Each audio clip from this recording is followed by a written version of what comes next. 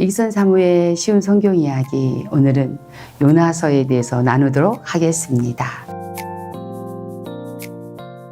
여러분, 요나서는 정말 목사님들의 설교 속에 많이 들으셔서 충분한 이해를 갖고 있다고 생각합니다. 요나서는 모두 4장으로 구성된 책입니다. 요나서는 여로보암 2세 때 북이스라엘에서 활동했던 선지자입니다. 요나라는 이름의 뜻은요, 비둘기라는 뜻을 갖고 있습니다. 열왕기하 14장 25절을 보면요, 이스라엘의 회복을 예언했고 후기에는 아수르의 수도 니느웨의 멸망을 선포하며 회개를 촉구하도록 부름받은 선지자라는 이야기가 나옵니다. 다른 선지자들과 다르게 이 요나 선지자는 아수르에 대한 그들의 멸망에 대한, 그래서 회개하고 돌아오라는 외침에 대한 부르심을 받은 좀 특별한 선지자인 것입니다. 국내파가 아니고 해외파인 것이죠. 그래서 요나가 아수르로 가는 여정을 기록하게 되는데요. 그때 니느웨라는 수도에 가서 너는 멸망할 것을 선포해라. 회개하지 않으면 하나님께서 니느웨 성을 멸망할 것이다 라는 것을 선포하라고 합니다. 그런데 이 요나 선지자 마음에 굉장히 편협적인 또 상처에 의한 생각을 갖고 있는 것 같습니다. 아수르가 어떤 나라입니까? 결국은 이스라엘을 끊임없이 괴롭혀왔던 나라인데 내가 그들을 축복하고 싶지 않다라는 마음은 당연히 가질 수 있는 마음이겠죠. 요나가 하나님의 마음을 갖기까지는 아직 좀 미흡했던 것 같습니다. 그래서 그는 다시스로 도망가기를 결정하고 욥바에서 다시스로 가는 배에 승선하게 됩니다. 그런데 하나님께서 한번 부르신 그 사람에 대해서 후회함이 없기 때문에 그를 찾아가십니다. 배를 흔듭니다. 너무나 많이 당황했던 사람들이 배 밑창에 내려가서 잠들고 있는 요나를 깨우며 네가 믿는 하나님께 구하라고 그렇게 간청합니다. 그러나 요나가 이것이 자기로부터 왔다라는 문제인식과 함께 자기를 깊은 바다에 던지게 되면 이 배는 잠잠할 것이고 너희들의 생명은 보존될 거라고 이야기합니다. 정말 그들은 그렇게 했습니다. 그런데요, 하나님은 거기에도 계셨습니다. 큰 물고기를 준비하사 요나가 물고기 뱃속에 들어가게 됩니다. 자, 얼마나 이 물고기 뱃속에 들어가 있는 이 요나가 괴로웠을까요? 아마 요나만 괴롭지 않았을 거예요. 물고기도 엄청 괴로웠을 거예요. 이 어마어마한 사람이 들어와 있는 이 상태. 자, 물고기 내장 속에 비린내 나는 그 현장 속에서 3일 동안 하나님 회개를 시킵니다. 그리고 6주에 토해냅니다. 다시 니느웨로 가게 됩니다. 그리고 성을 돌면서 회개를 촉구합니다.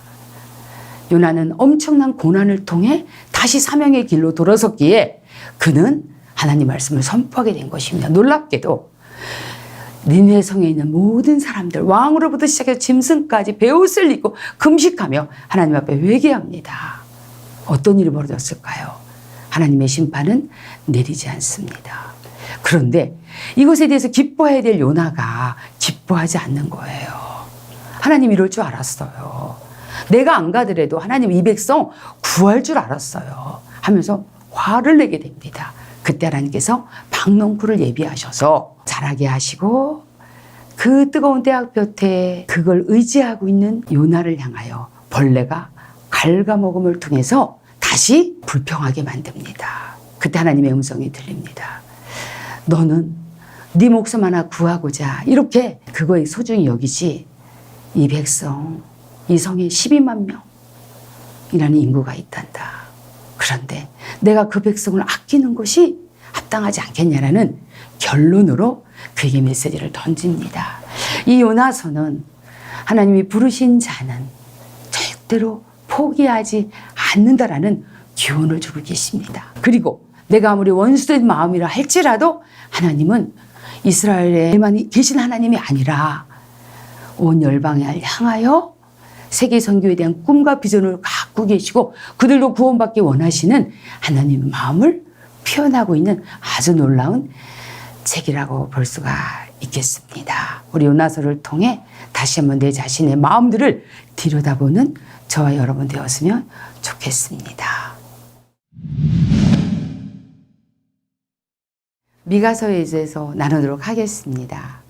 미가서는 모두 7장으로 구성되어진 책입니다. 남유대 왕국에서 활동했던 선지자로서 남유다와 그리고 북이스라엘에 대해서 예언했던 선지자입니다. 이름의 뜻은요, 누가 여호와와 같은가라는 의미를 갖고 있습니다. 모두 7장으로 구성되어진 이 책은요, 1장은요 하나님께서 심판하러 오시겠다라는 거, 2장은 또 심판과 회복에 대해서, 3장은 치리자들과 선지자들의 죄악에 대해서, 4장은요 이스라엘의 회복에 대해서, 5장에 굉장히 중요한 내용이 나오는데요, 메시아가 오실 것에 대해서 예언하십니다.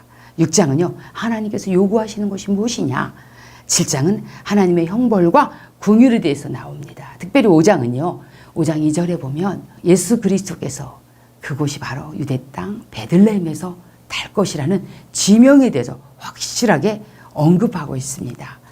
베들레헴이 이름의 뜻이 무엇이죠? 떡집이라는 이름을 갖고 있습니다. 이 떡집에서 생명이 떡이 되시는 예수 그리스도가 탄생될 것에 대해서 확실하게 예언하고 있는 내용인 것입니다.